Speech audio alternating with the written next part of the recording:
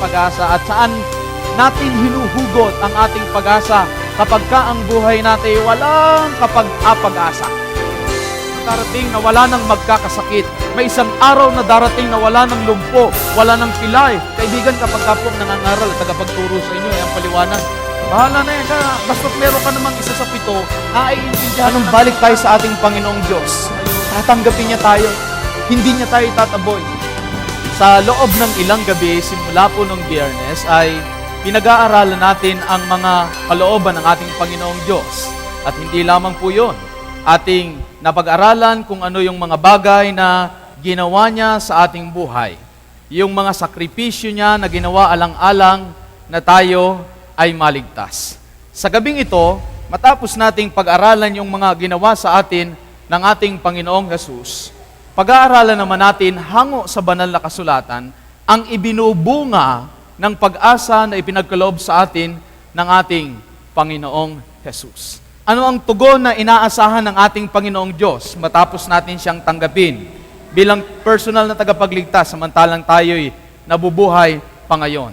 Ang ating sanglibutan ngayon ay punong-puno ng krimen.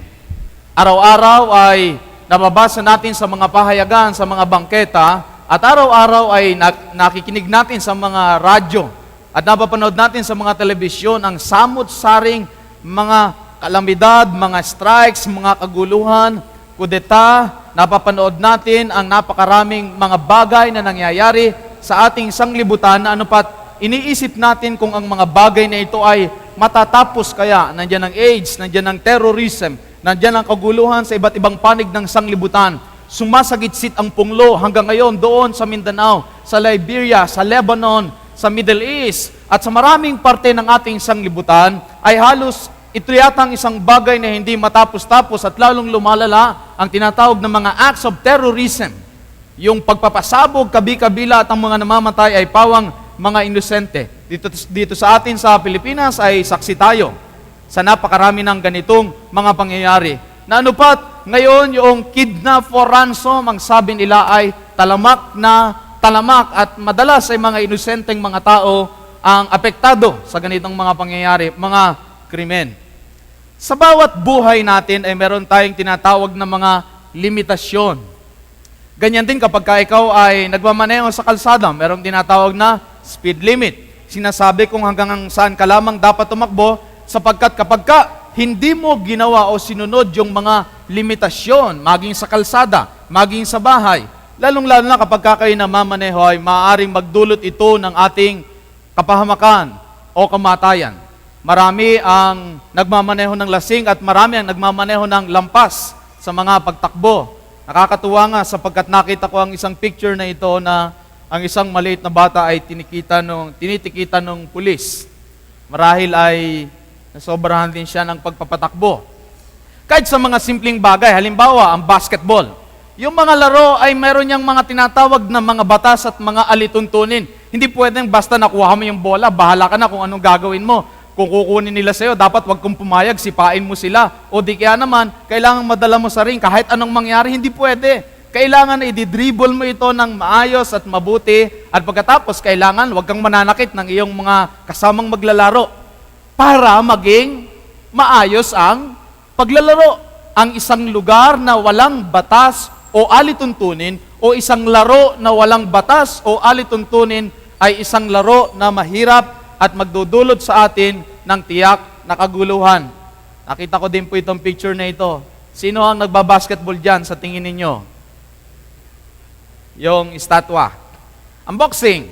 Hindi din naman pwede na pagka nagbo-boxing kayo, banatan mo na lang ng banatan.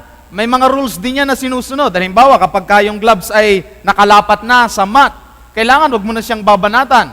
Naalala niyo ba yung laban ni Mike Tyson? Hindi naman pwede nakakagatin mo yung kalaban mo kapag hindi mo na matalo eh. Ang ibig sabihin, sa lahat ng larangan ng sports, kahit sa ating mga bahay, sa lansangan, sa church, kahit saan ka pumunta, may mga sinusunod na alituntunin at yung mga alituntunin yon hindi para tayo ay magkagulo. Ang mga alituntunin yon ay binibigay sa atin para tayo ay mabuhay ng maligaya at masaya. Bawa dito sa Pilipinas, nakikita nyo ba yan?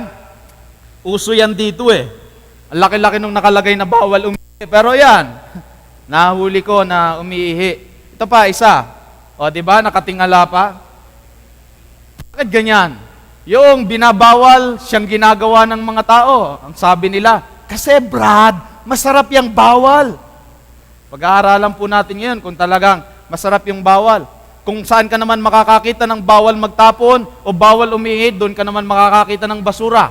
At kung wala kang makita ang umiihi doon sa may nakalagay na bawal umihi, medyo singhutin mo ng kaunti. Kaunti lang, mapanghi. Sapagkat yung dako o lugar na sinasabing, huwag mong gagawin ang partikular na bagay, saka naman gagawin. Napansin nyo ba, nakakapanood ba kayo ng Bitoy's Funniest Video? Yung nakalagay doon, sabi nila, wet paint. Yung mga dumadaan naman, wet nga kaya. Tapos hihipuin nila, di ba? Minsan nakalagay, bawal sumilip. Nako, yung mga Pilipino dito sa Metro Manila, sisilip naman. Curious kung ano ang nasa loob. Minsan meron silang puno na sabi, wag uugain, malalaglag ang gold. Yung mga Pilipinong mga dumadaan, tinitingnan nila, baka nga may gold na malalaglag. At dahil dun sa kanilang curiosity o likas na pagiging pasaway, ay uugain nila, wala naman talagang lalaglag na gold. Eto, siguro, hindi nyo na pagkakamalan yan, ang liwaliwanag na nakalagay. Bawal umehe deto. Pero, meron pa ring umihi. Pag-aaralan natin sa mga sitas ng banal na kasulatan, bakit mahalaga ang pagsunod sa kalooban ng ating Panginoong Diyos at anong idudulot nito sa ating mga buhay. Ang nakikita nyo ngayon sa screen ay ang bundok ng Sinai. Diyan sa bundok ng Sinai ay nakipagtalastasan ng Panginoong Diyos kay Moises. At diyan sa bundok ng Sinai na inyong nakikita ay sinulat mismo ng daliri ng ating Panginoong Diyos sa 2 tapyas na bato ang tinatawag nating 10 utos. Kung tayo na mga tao ay naghahanap ng kaayusan sa pamamagitan ng ipinatutupad natin ng mga ordinansa at mga utos, ang ating Panginoong Diyos ganun din. Meron siyang ipinag-utos sa mga tao na dapat nating gawin alang-alang sa ating ikaliligaya, alang-alang sa ating kapayapaan. Ito ay masusumpungan sa aklat ng Exodus, Kapitulo 20, talatang 3 hanggang 17. Ito po ang unang utos ng ating Panginoong Diyos. Huwag kang magkakaroon ng ibang Diyos sa harap ko. Simple lamang ang unang utos ng ating Panginoong Diyos. Sabi niya, Thou shalt have no other gods before me. Ito lamang ang inyong Panginoong Diyos. Sa atin ng mga taga-subaybay sa internet at sa television, meron ba kayong asawa? O di ka naman, meron ba kayong mahal sa buhay? Yung bang mahal nyo, gusto nyo meron pang ibang mahal? Yun bang asawa nyo, gusto nyo mayroon pang iba? Di ba gusto natin sa atin lamang sarili? At sinabi din niya ng ating Panginoong Diyos, kung ako ang inyong Diyos, wag na kayong magkakaroon ng iba pang mga Diyos. Hindi po pwede na maglingkod tayo sa ibang mga Diyos at maglilingkod din tayo sa tunay na Diyos. Nananawagan ang ating Panginoong Diyos ng nag-iisang pagsamba natin sa Kanya. Sinabi niya kung paano tayo nagkakaroon ng ibang mga Diyos.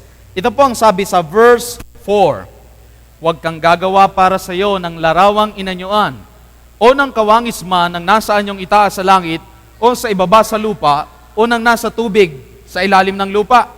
Huwag mong yuyukuran sila o paglilingkuran sila sapagkat akong Panginoon mong Diyos ay Diyos na mapanibuguin na aking dinadalaw ang katampalasanan ng mga magulang sa mga anak hanggang sa 3 at 4 na sali ng lahi ng mga napupuot sa akin. Maliwanag po ang pangalawang utos ng ating Panginoong Diyos.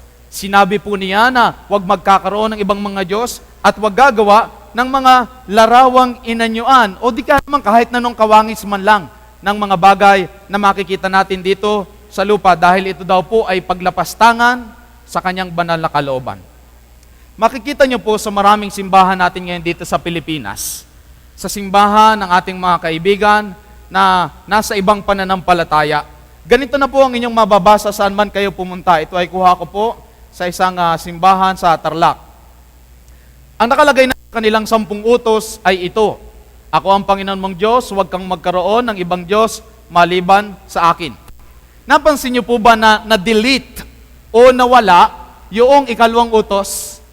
Ang nakalagay na doon sa 2 utos ay huwag kang magpahamak na manumpa sa ngalan ng Diyos. Nawala na po yung original na huwag kang gagawa ng larawang inanyuan o ng kawangis man ang nasa inyong itaas sa langit o sa ibaba. Natanggal na po yan totally at nawala po doon sa ipinangangaral di umanong siyang utos ng ating Panginoong Diyos. Wala na po kayong makikita doon sa mga nakalagay sa kanilang mga bato. Ito po ay kuha ko sa isang simbahan dito sa Metro Manila. Wala ka na din pong makikita doon na huwag kang gagawa ng larawang inanyuan o huwag mong yuyukuran sila o paglilingkuran man sila. Alam niyo po, delikado po yan. Sapagkat ang sabi sa nakasulatan sa aklat ng Jeremias 26:2, ganito ang sabi ng Panginoon, tumayo ka sa looban ng bahay ng Panginoon at salitain mo sa lahat ng bayan ng Huda na nagsiparoon upang magsisamba sa bahay ng Panginoon. Salitain mo ang lahat na salita na iniutos ko sa iyo upang salitain sa kanila. Huwag kang magbawas ng kahit isang salita. Ipinagbabawal po, mga kaibigan at mga taga-subaybay, ng ating Panginoong Diyos na yung kanyang salita ay iyong babawasan. Pero mayroon pong ibang mga pananampalatay na hindi lamang po binawasan ang salita ng ating Panginoong Diyos. Yung salita po ng ating Panginoong Diyos, tinanggal po nila mismo. Ano po ang sabi kapag tinanggal natin o binawasan ang salita ng ating Panginoong Diyos? Sa Apokalipsis 22:18, aking sinaksihan sa bawat taong nakikinig sa mga salita ng hula ng aklat na ito. Kung ang sino man ay magdagdag sa mga ito, ay daragdagan siya ng Diyos ng mga salot na nakasulat sa aklat na ito. At kung ang sino man ay mag-alis sa mga salita ng aklat ng hulang ito, ay aalisin ng Diyos ang kanyang bahagi sa punong kahoy ng buhay at sa bayang banal na nakakasulat sa aklat na ito. Hindi lamang po mapanganib yung magdagdag sa salita ng ating Panginoong Diyos. Mapanganib po sapagkat kapag ka nagdagdag ka o nagbawas ka sa salita ng ating Panginoong Diyos, ito po ay maaaring magdulot sa atin ng tiyak na kapahamakan at kapahamakan ng mga taong maniniwala sa aral na ating iniaaral. Yun pong aral na huwag gagawa ng mga larawang inanyuan, pasintabi po sa ating mga mahal na kababayan, pero mahal po namin kayo. At ayaw po namin na ilihim sa inyo ang katotohanan. Ilihim sa inyo ang salita ng ating Panginoong Diyos. Sana po huwag kayong masasaktan. Ang amin pong mga binabasa dito ay galing sa banal na salita ng ating Panginoong Diyos at ayaw po namin na kayo ay mapaglinlang o maloko, kundi maihatid sa inyo kung ano ang sinabi talaga ng Panginoong Diyos. Maaari pong kakaiba ito sa paniniwala nyo sa ngayon, pero hindi naman po ibig sabihin na kung kakaiba ay hindi na po totoo. Ang paggawa po ng mga larawang inanyuan ay pinagbabawal ng ating Panginoong Diyos. Lalo na yung yukuran mo sila, paglingkuran mo sila, o sambahin mo sila. Ang sabi sa Isaiah 46:6, sila'y dumudukot ng maraming ginto sa supot at tumitimbang ng pilak sa timbangan. Sila'y nagsisiupa ng panday ginto at kanyang ginagawang Diyos. Sila'y nangagpapatira pa, oo, sila'y nagsisisamba. Pinapasan nila siya sa balikat, dinadala nila siya, at inilalagay siya sa kanyang dako, at siya'y nakatayo. Mula sa kanyang dako ay hindi siya makikilos. May dadaing sa kanya, gayon may hindi siya makasasagot o makapagliligtas man sa kanya sa kanyang kabagabagan. Mga kababayan, tayo po na mga Pilipino ay likas na relihiyoso. Likas po sa atin ang paghahanap ng mga bagay na espiritual. Kaya lamang po, ang sabi ng banal na kasulatan, kapag ka po yung ating paglilingkod at paghahanap ng mga bagay may kinalaman sa Panginoon ay naukol sa mga Diyos-Diyosan. Ito po ay walang kabuluhan. Manapa, ang mga bagay na ito ay naghatid sa atin sa paglabag sa ating Panginoong Diyos. Sa awit 115 talatang 4, sinabi sa banal na kasulatan kung bakit hindi dapat maglingkod sa mga Diyos-Diyosan.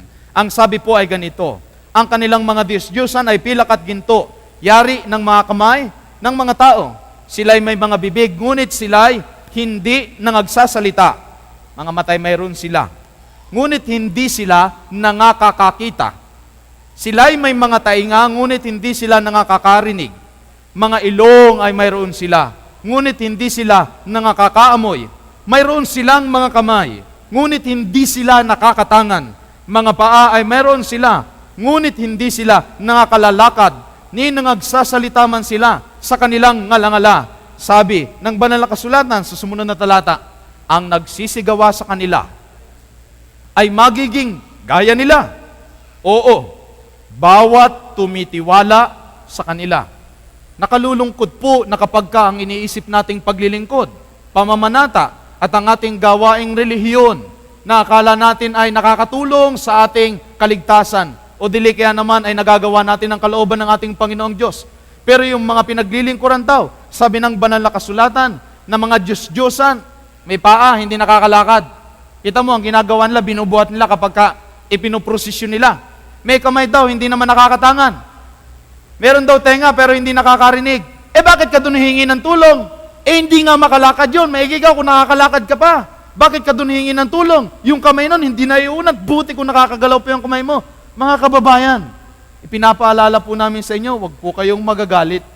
Pero ang ating Panginoong Diyos ay napakaliwanag ang aral hinggil sa mga bagay nito at hindi natin maaaring pagkamalan. Ang paglilingkod o pagyukod sa ganong mga rebulto at mga larawang inanyuan ay paglapastangan po sa ating Panginoong Diyos. Makikita nyo po yan paulit-ulit sa ating bansa dito sa Pilipinas at maging sa ibang mga nasyon. Ano ang paglalarawan dito ni San Pablo? Ang sabi ni San Pablo sa Roma 1:23, pinalitan nila ang kalwalhatian ng Diyos na hindi nasisira ng isang katulad ng larawan ng tao na nasisira at ng mga ibon, at ng mga hayop na may 4 na paa, at ng mga nagsisigapa, sapagkat pinalitan nila ang katotohanan ng Diyos ng kasinungalingan. At sila ay nagsisamba at nangaglingkod sa nilalang kaysa sa lumalang na siyang pinupuri magpakailanman siya nawa. Kaibigan, kahit na ivory pa yung rebulto mo, yan ay nilalang. Kahit na ginto pa ang iyong rebulto, yan ay nilalang. Kahit na ipamana pa sa iyo ng lolo mo, yan ay nilalang. Maaring mahalaga sa iyo yan. Pero hindi dapat pag-ukulan ng pagsamba ni ng paggalang, sapagkat yan ay pagpapalit sa katotohanan ng Diyos sa kasinungalingan. At tayo nauuwi sa pagsamba, hindi sa manlalalang, kundi sa mga bagay na nilalang ng ating Panginoong Diyos. Sana po ay naging maliwanag sa inyo ang una at ikalawang bahagi ng utos ng ating Panginoon. Meron naman nagsasabi na, alam mo, Brother Igan, yan naman pagpapaalala lang sa amin ng Diyos. Pero kapag kaniyukuran nyo na yun, nagpapaalala sa inyo, ang tawag na po ng banal na kasulatan doon ay pagsamba. Sabi nila, parang wallet ng asawa mo. Wallet, yung picture ng asawa mo, inilalagay mo sa wallet mo para maalala mo na yung asawa mo, hindi ba? Ibig bang sabihin, yung picture ng asawa ko, kung mo nakalagay sa wallet ko, sinasamba ko na. Ganyan ang sabi nila. Kaibigan, hindi po ito tungkol sa picture sa wallet ninyo. Ito po ay tungkol sa sinabi ng Diyos na wag. Pag sinabi ng Diyos na wag. Pwede mong i-justify yan. Pwede mong gawa ng katuwiran yan. Pero ang linaw-linaw na sabi ng Diyos, wag. Sino ngayon ang masusunod? Pipili ka ng masusunod. Yung masusunod ba yung Diyos o yung tao na nilalang ng Diyos? Yun bang sinasamba o yung sumasamba? Yung bang may lalang o yung mga taong kanyang nilalang? Ganyan lang kasimple yan. Kapag ka ang religion mo ay nagtuturo laban sa sinabi ng Diyos, hindi yan sa Diyos. Ganyan kasimple, ganyan kadali. Kaibigan, alam ko po, matalino kayo at kung bago sa inyo to, sana po hindi naging masakit sa inyo. Kung naging masakit man po, umaray lang kayo. Totoo po ito. Yan ang turo ng ating Panginoong Diyos. Pangatlong utos po, huwag mong babanggitin ang pangalan ng Panginoon mong Diyos sa walang kabuluhan, sapagkat hindi aariin ng Panginoong walang sala ang bumanggit ng kanyang pangalan sa walang kabuluhan. Alang-alang po sa pagtuturo at sa ating pagtalakay ngayong gabi. Marami kasing mga tao na uso na ngayon yung OMG. Yung makakita ng pogi, OMG. Makakita ng pangit, OMG. Makakita ng malaki, OMG. Nakakita ng maliit, OMG. Para bang naging byword na lang at salitang bangketa na lamang ang ating Panginoong Diyos. Bakit hindi nyo palitan ng ibang salita yan like, praise God? Bakit hindi nyo palitan ng ibang mga salita na hindi ginagamit ang pangalan ng ating Panginoong Diyos. Kaysa po banggitin natin sa ibang salita ang pangalan ng ating Panginoong Diyos.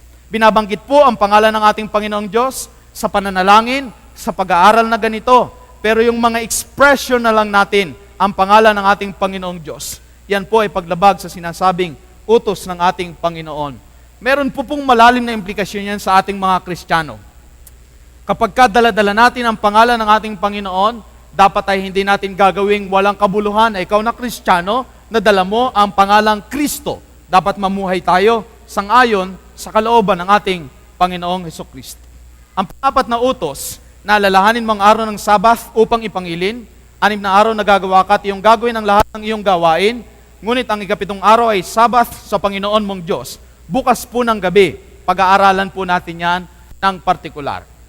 Samantalang, alin ang araw ng Sabat? Alin ang 7 araw ng Sabat? Alin ang araw na ipinag-utos ng Panginoon na ating ingatan?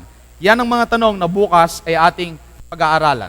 5 utos, igalang mo ang iyong ama at ang iyong ina, upang ang iyong mga araw ay tumagal sa ibabaw ng lupa na ibinigay sa iyo ng Panginoon mong Diyos.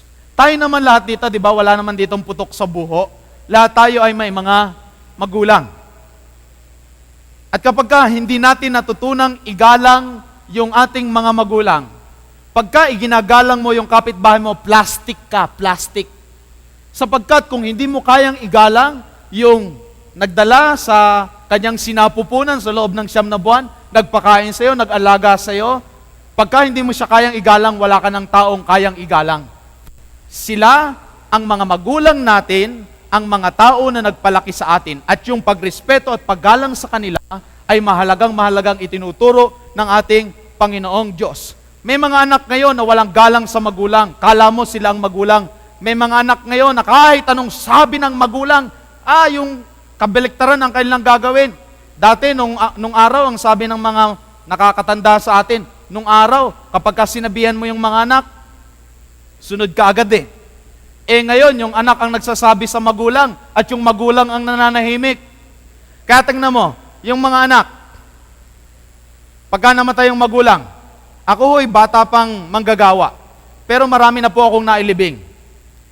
At doon sa mga inilibing ko, napapansin ko, yung mga anak na malalakas ang iyak, halo ang luha at sipon.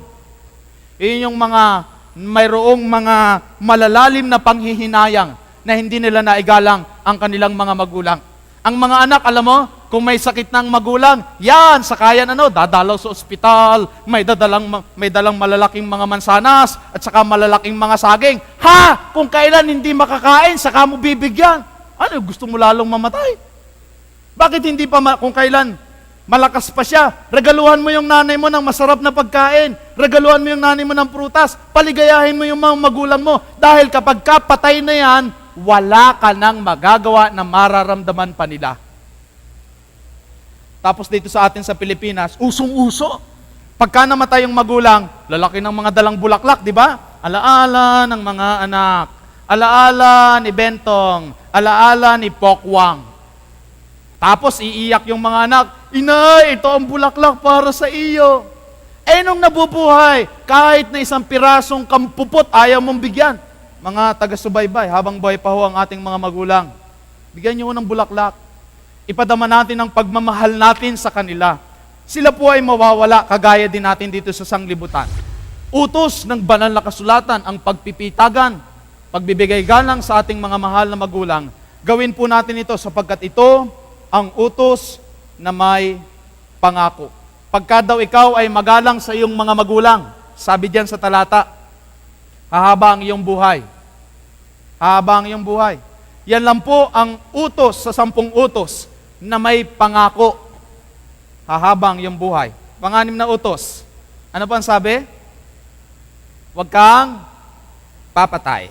Ang pagpatay ay napakadali naman nating unawain. Akala natin basta may mga baril, o di kaya naman ay mga gumagawa ng masama. Out of control na nga daw ang krimen eh. Binabawal ho yan ang Diyos.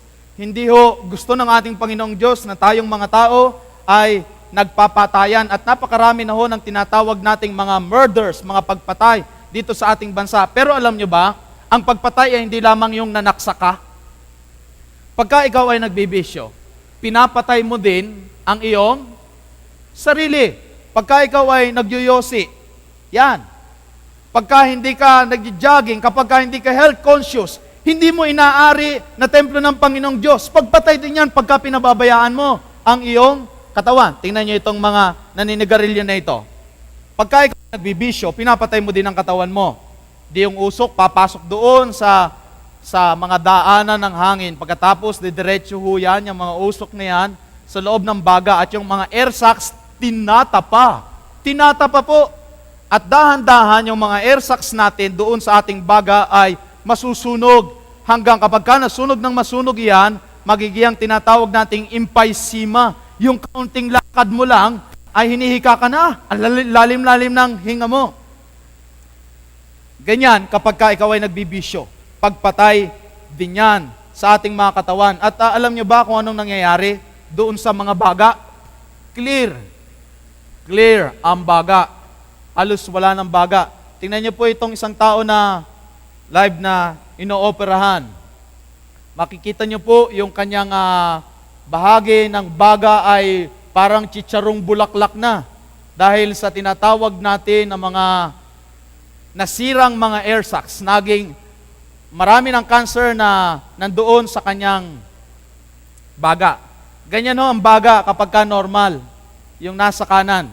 Pagka may emphysema na, butas-butas na ho ang baga. Kaibigan, huwag mong sabihin wala kang pinapatay at hindi ka naman masamang tao. Yung pagbibisyo sa ating mga katawan ay pagpatay na din yan. Kung hindi ka man magkaroon ng sakit sa baga, ang ating mga utak, ma-stroke ka. At yung utak mo, tunay na utak ko yan. Nagkaklag yung mga daanan ng dugo. At ikaw, ang sabi ay patay ang kabaak. Na-stroke. Saan ba galing yan? Tanungin mo yung mga doktor. May mga doktor tayong taga-subaybay at maaaring may mga doktor din tayo sa ating kalagitnaan ngayon. Tanungin mo sila, kapag ka may sakit ng tao, gagamutin ba nila na hindi ititigil ang bisyo? Hindi, di ba? Kailangan na ititigil din niya ang kanyang pagbibisyo para noon siya ay gagaling. Ang atin hong mga kinakain din ay nakapagdudulot din sa atin ng pagkakasakit. Dito sa Metro Manila, uso na yung tinatawag nating mga fast foods. At ang karamihang kinakain ng mga Pilipino ngayon ay mga burger, french fries, mga inasal, mga manok, pritong manok. At uso na ngayon yung tinatawag na, actually uso sa commercial yan Mami, pwede ba hotdog na lang? Hotdog na lang. At gagawin lang alternative, uminom daw ng gatas. Hindi kataka-taka, dito sa atin sa Pilipinas ay napakarami ng mga may sakit na namamatay sa paggamutan. Dahilan sa maling lifestyle. Dahilan sa pagbibisyo. Mabuti pa gayahin natin si Arnold Schwarzenegger. Kilala nyo ba yan? Yan Yan, mag-exercise tayo. Kumain ng tama. Buti pa itong batang ito. Maliit pa pero marunong nang mag-exercise. So yung pagpatay ay hindi lamang po yung aktual na pagpatay, kundi yung ginagawa din natin sa ating mga katawan.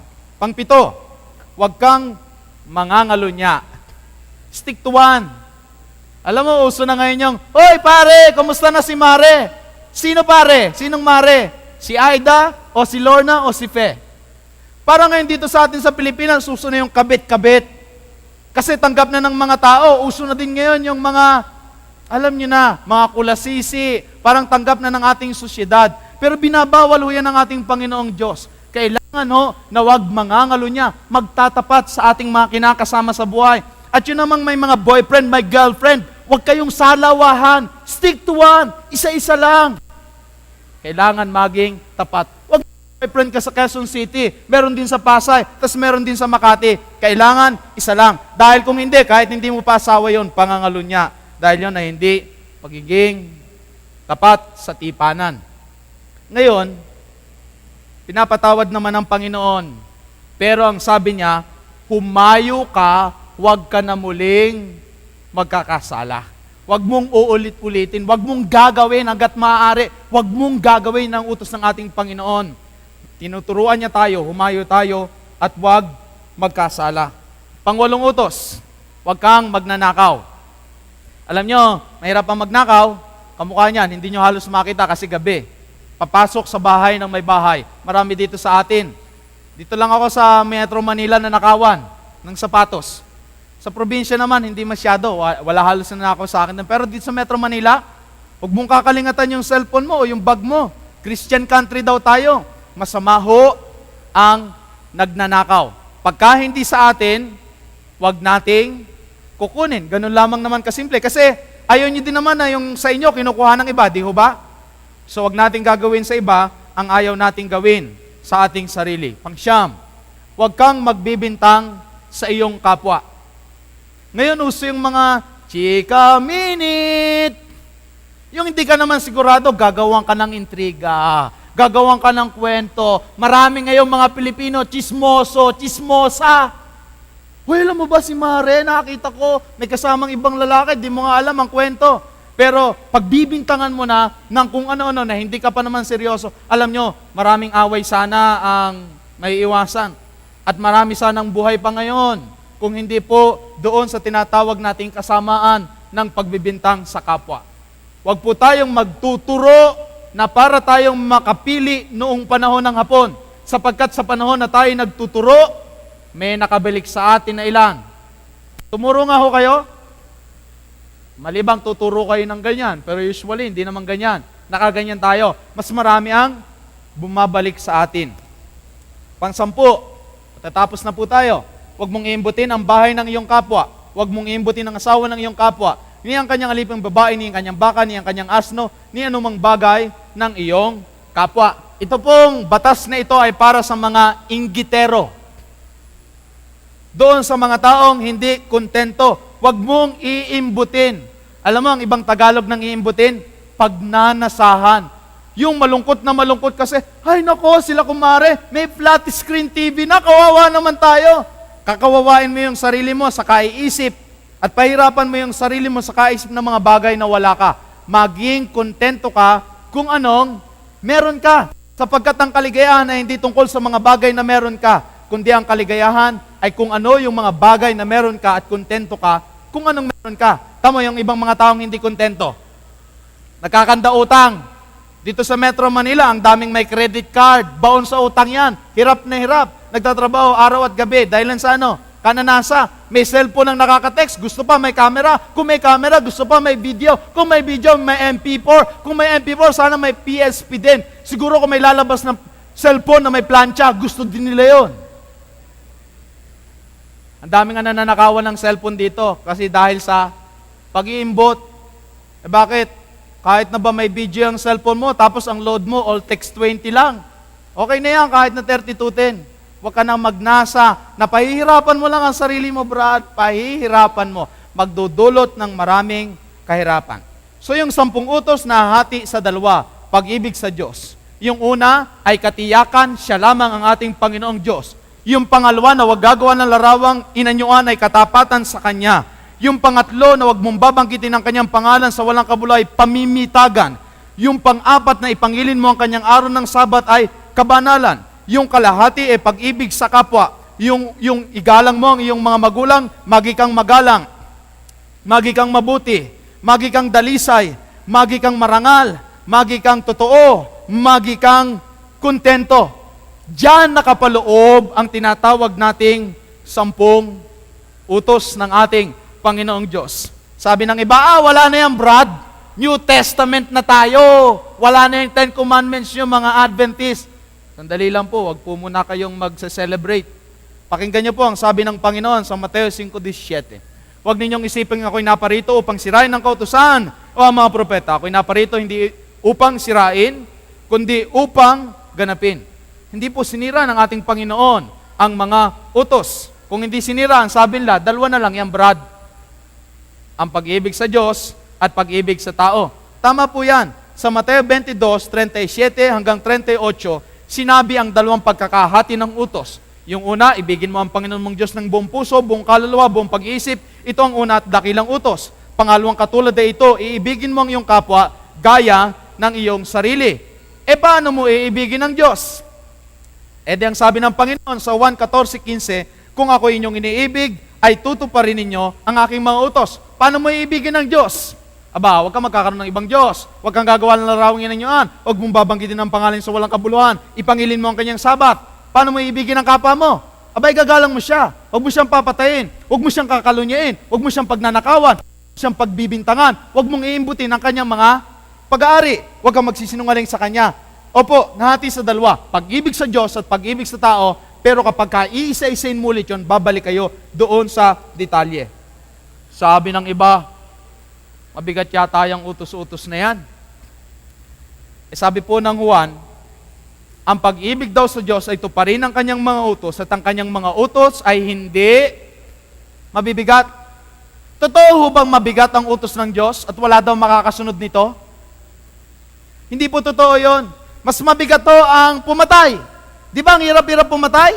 Pagkapapatay, kalalaban pa sa iyon. Alin bang mahirap? Yung pumatay o hindi pumapatay? Alin bang mahirap? Yung nagnanakaw o yung hindi nagnanakaw? Alin bang mahirap? Yung nagsisinungaling o hindi nagsisinungaling? Naalala nyo ba yung mga panahon na nagsisinungaling kayo? Ang hirap-hirap, pinapawisan ka, baka mabuking ka, di ba? Huwag niyong sabihin na mahirap sumunod sa utos. Mahirap po ang sumuway sa utos ng ating Panginoong Diyos. Mas madali po ang sumusunod. Kung ayaw niyo pa rin maniwala, pumunta kayo sa Bilibid. Pumunta kayo sa Correctional. Kami ho ay may jail ministry sa Las Piñas. Puntahan nyo ho doon yung mga naghihimas ng rehas na bakal. Puntahan nyo doon yung mga mamamatay tao, yung mga nagnakaw, yung mga nang-rape, yung mga nangalunya, yung gumawa ng masama, hinihimas ang rehas na bakal, tumutulo ang luha. Puntahan nyo yung mga inom ng inom, nagkaroon ng liver cirrhosis, nagkaroon ng sakit sa baga. Puntahan nyo yung mga masiselya elektrika. Pakinggan nyo ang kanilang mga kwento, tumutulo ang kanilang mga luha. Saka nyo sabihin sa akin, masarap sumuway sa utos ng Diyos.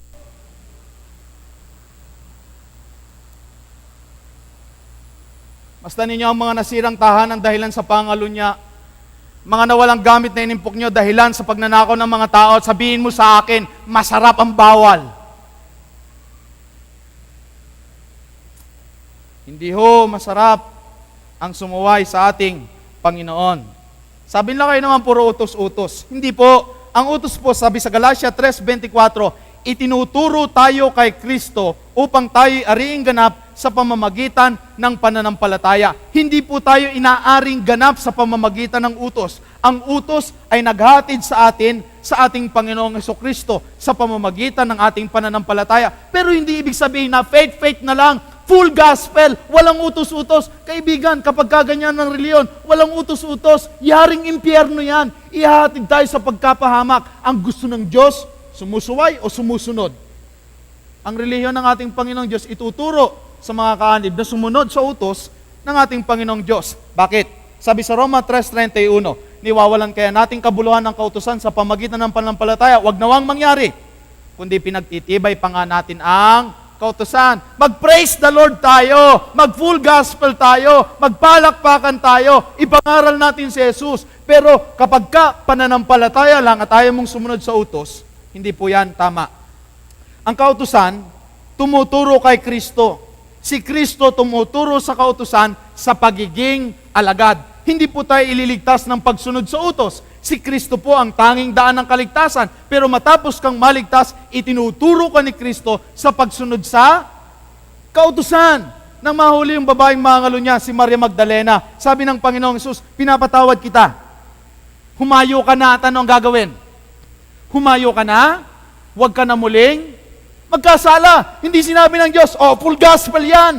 Yan ang mabuting balita. Pinapatawad kita. Walang bayad yan. You don't even deserve it. Pinapatawad kita. Ulitin mo ulit ha. Ganyan man sabi ng Kristo. Hindi po gospel yan. Ang ebanghelyo, pagtutuwid ng ating mga buhay. Kung ganon, marami-rami tayong napag-aralan.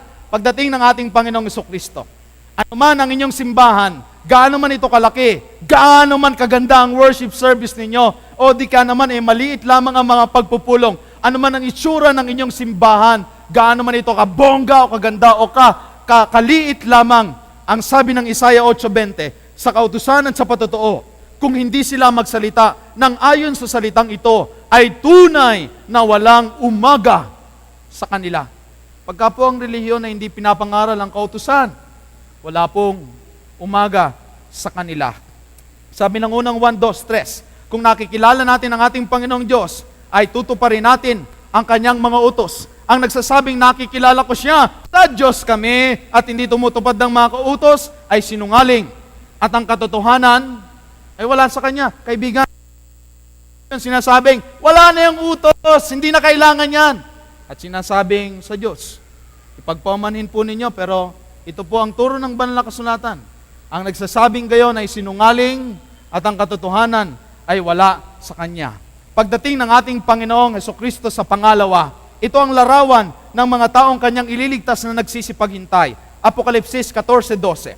Narito ang pagtitiyaga ng mga banal, ng mga nagsisitupad ng utos ng Diyos at may pananampalataya ni Jesus.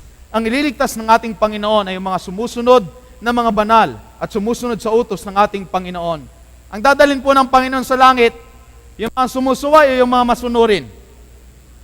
At subukan yung dalhin ng Panginoon sa langit yung mga masuwayin. Halimbawa, yung mga magnanakaw, dalhin niya lahat sa langit. Puro ginto doon. Dinakawin nila lahat ng mga doon, lahat ng mga ginto doon.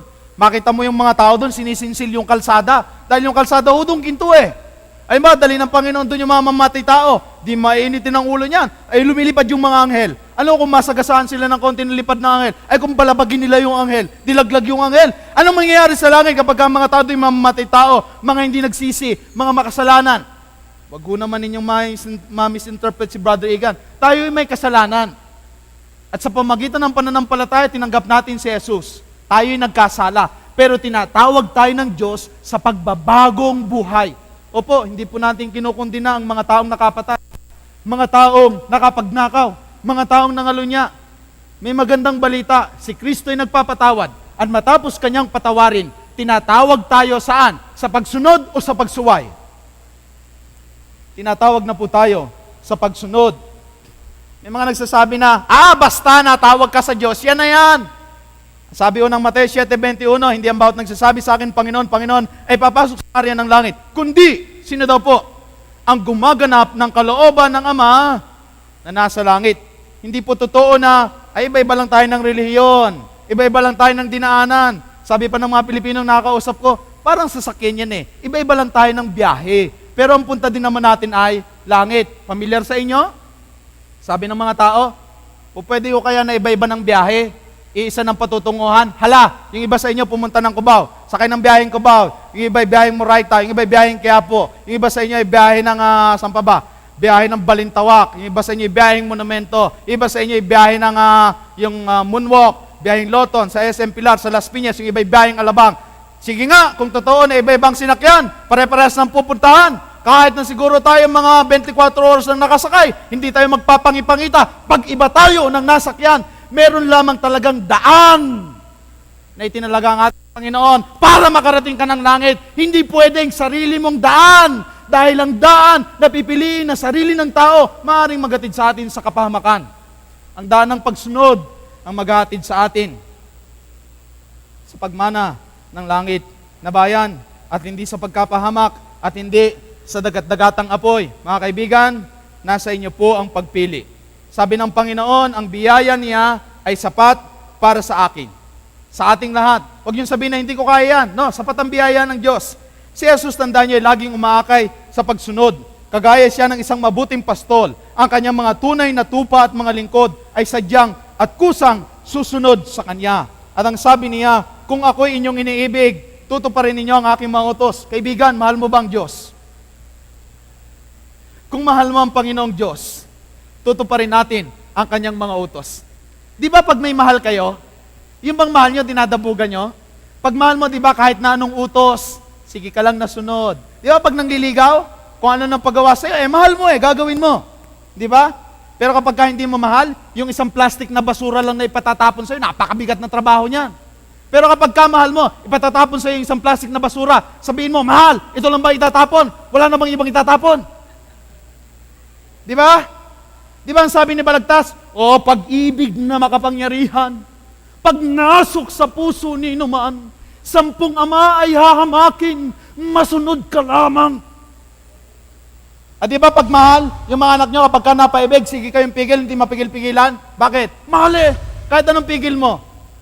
Hindi mo mapagilan pagka nagmahal. Ganyan pagmahal. Pagmahal natin ang ating Panginoong Jesus, ang pagsunod ay magiging natural, magiging madali. Amen? Pagka hindi mo mahal si Jesus, na naunang nagmahal sa atin, ang pagsunod sa Kanyang utos ay magiging isang malaking pabigat. Mga kaibigan at mga taga-subaybay, alam kong mahal ninyo ang ating Panginoong Jesus. Na sa nakalipas na mga gabi, ay nauna nang nagmahal sa atin. Mabuti pong sundin natin ang kanyang mga utos, sapagkat siya at tayo na mga tao ay nagmamahalan. Mahal ka ng Diyos, at ang ating tugon sa Kanya na pagmamahal ay pagsunod sa Kanyang banal na kalooban. Ang pagpapala nawa niya ay sumating lahat ngayong gabi. Inaanyayahan ko po kayong lahat na manalangin sa ating pagtatapos ngayong gabi. Tayo po'y manalangin. Panginoon naming Diyos, salamat po ng marami sa inyong pag-ibig sa amin. Salamat po sa inyong pagmamahal. Salamat po sa inyong pagliligtas. Panginoon, mahal ka po namin. At ang paghahayag ng aming pagmamahal na ito ay sa pamamagitan ng pagsunod sa iyong banal na kalooban. Tulungan niyo po kami araw-araw, Panginoon, na magawa ang iyong kalooban dito sa lupa kung papaano diyan sa langit. Pauwiin niyo po sana kami ngayong gabi, Panginoon.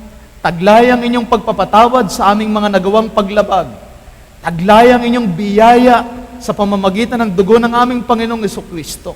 At mula ngayon sa pamamagitan ng banal na Espiritu ay lumakad kami sa pagsunod sa iyong banal na kalooban, na ito po ay aming idinadalangin sa banal na pangalan ng aming Panginoong Jesus. Amen.